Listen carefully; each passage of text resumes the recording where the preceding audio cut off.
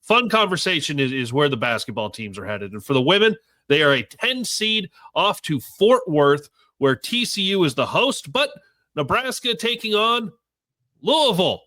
It's the Danny Bus Boom Kelly Bowl.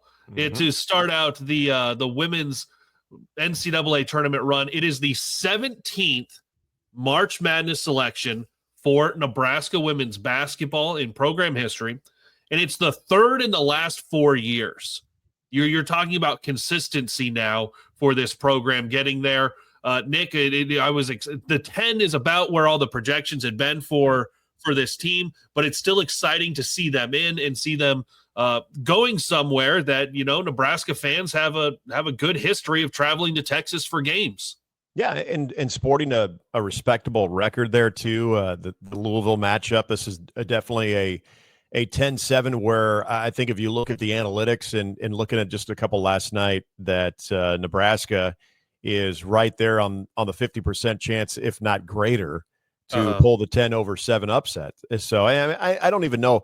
You get to the 8-9 games and you get to the 10-7 game. I don't know how big of an upset we call those anymore. Heck, I mean, there's year on the men's side that we're always picking a 12 over a, the 12 over 5 one. So this to me, I think it is. It's another great step for this program. And I think what you and I have spent so much time talking about with Amy Williams, this may go down as one of the more underrated and better coaching jobs that she has done this season, given the injury situation. You had some lulls in the season, but you're able to bounce back. They had a nice little showing there in the Big Ten tournament. So we always look at these teams of, okay, where's the seed line?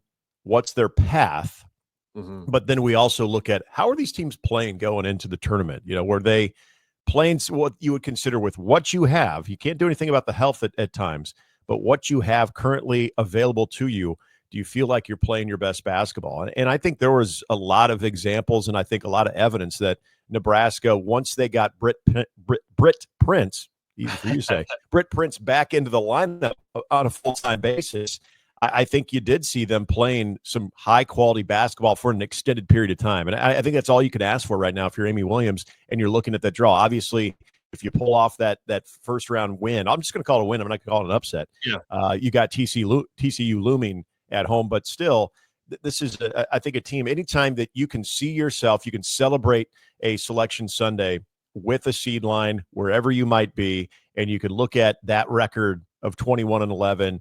And for all of the college basketball viewing world to see, those are always great data points about your basketball program in this high stakes game of being able to recruit and why they should come to your school. And now that there's money involved, all of that. So there is definitely a cause for celebration, regardless of where you might wind up. But you hit a key point there too. Going down to Texas, this is where there's already Nebraska fans there as transplants, and then as you mentioned, they Nebraskans love traveling. And hey, and this is not a dig at the men's basketball program, but you don't have a men's basketball tournament to go to. You're not following the men's basketball team to Memphis like you did a year ago. So I think there's a lot of reason to believe that the Husker fans will travel and they will support this basketball team. Yeah, last year you had the crowd that followed the men's program to Memphis, and then you had the women's game up in the Pacific Northwest, which is hard to get to. Corvallis is not easy to get to. Correct. There's a reason Corvallis didn't get the invite to the Big Ten. But Louisville, 1.5-point favorite on Friday, which, by the way, and that's from ESPN as I'm looking at it, 5:00 is what time that game will be. This is the first time I'm seeing a time next to it as well. Louisville, the former home of Haley Van Lith, who spent some time with LSU and is now with TCU. So that's one of the premier players in the country. When you talk about some of those players who carry some of the headlines, Haley Van Lith is one of those. So the Huskers have a chance to potentially take on a really, really good guard in the second round if they were to get there. But you're right, as we've talked about, this is one of the best coaching jobs that we have seen from Amy Williams to get into this field and get a decent matchup with it. It's a good ACC team out of Louisville. I do find it astounding, though, Nick, if you look at last year's NCAA tournament pairings and this year, somebody on that committee has to look at Nebraska and say, what what's an intriguing matchup based on an administrative change or a coaching change? Because we know that happened last year. it was right after the Trev Alberts departure for Texas A&M, and who do both the men and the women play? They play Texas A&M. Yep. And now it's there's not anywhere near the animosity, but it's still a coaching change. It was a major domino in the college volleyball world in that John Cook retires, Danny Busboom Kelly comes home to Lincoln to take over the Huskers, and Louisville promotes, and you've got the coaching changes all happen within 30 minutes, all of the announcements. But first postseason opportunity you get, NCAA selection committee, you're going to pair up Nebraska and Louisville right away. And so Danny Busboom Kelly going to get to have a little bit of a split allegiance, but still, I like this for Nebraska that you're getting there. Like I said, 3 out of the last 4 years. And when you look at, obviously it's different. You've seen the women's team there 17 times. They got a win last year, but the consistency is what you're looking for. 3 out of 4 is great for this Amy Williams squad. And I was talking with my grandfather on Saturday. I think next year, and this is nothing against the seniors and the people that are leaving, because you saw what Kendall Coley, Kendall Moriarty brought to the program, Bertie Rimdahl brought to the program this year, and of course Alexis Markowski for 4 years. But if you look top to bottom, what's coming back next year?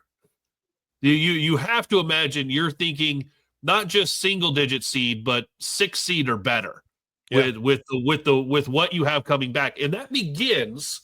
You talk about the comparison to football. When you get into bowl season, that's how you start your next year. The Pinstripe Bowl was the start of 2025 for Nebraska football. Well, this NCAA tournament is not just the end of the 24-25 season. It's the beginning of the 25-26, because you have so much young talent on this roster. The experience you can gain from not just one, but if you can make it multiple games in Fort Worth, and maybe you get out of there, maybe you don't. But that is valuable experience to carry forward into next year, where you do have a lot of underclassmen, major contributors on this team. Yeah, and I think that there's one player in particular that I think a lot of this centers around when it comes to what she can ultimately be when her time as a Husker is over, and that is Britt Prince. This was such a celebrated win on the recruiting trail for Amy Williams. And you can introduce her to this right out of the gate. You think about Britt Prince and what her rookie season entailed. You're in the starting lineup. You have the injury. You are having some of those big games that, you're able to score into the 20s on a few occasions too. So there were things where her overall potential, I think, was validated in several ways, but there's nothing more valuable than the experience that you're going to get. And if you extend that experience at this level, there's something about the WNIT that, it's fine. It's an invite. It's going to reward a fine season. But if you want to see the growth from players that are going to be integral to your success, the type of success that getting a player like that, getting a Prince, and being able to say, all right, we got one of the more elite players that this state has ever had to offer. And she's a big factor right out of the gate. And, oh, yeah, by the way, we're going to extend that season into the NCAA tournament, so she's going to be able to experience that as well. Now, I'm not trying to say this is all about Britt Prince, but this is an example of that young core and a big group that you have coming back, that those moments and just the difference between postseason basketball and the NCAA tournament as opposed to the postseason basketball and the WNIT are extremely valuable. And those are little things, building blocks of, just as you mentioned, Kaleb, of being a team that is excited to get together on a selection Sunday to see your name called. Don't really care where you are on the seed line. Don't really care what destination you're going to. You're just excited to see your name there, which is a great thing. Okay, there is a men's basketball program that would love to have done that yesterday.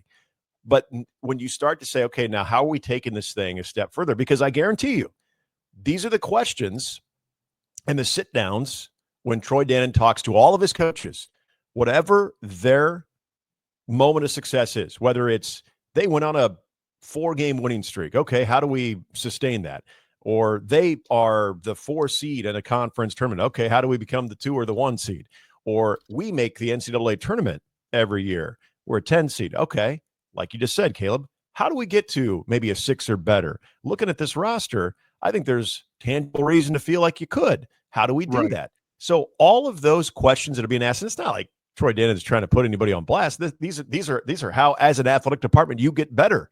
And so for women's basketball, there's that question that you just bring up. Okay, if you're going to be a 6 or better, how do you do that? Well, this is a great step for that, because especially those young, bright-eyed superstar type players like Britt Prince, she could be an all Big Ten type player for multiple years if it all comes together. This is another great opportunity in her growth to experience that. And so next year, when you're in hopefully a similar situation or better, that all of this is what you expect, not a big surprise, not a, oh my gosh, I can't believe we're a 7 seed. You expect that because you're holding yourself to that standard, and this team is holding themselves to that standard.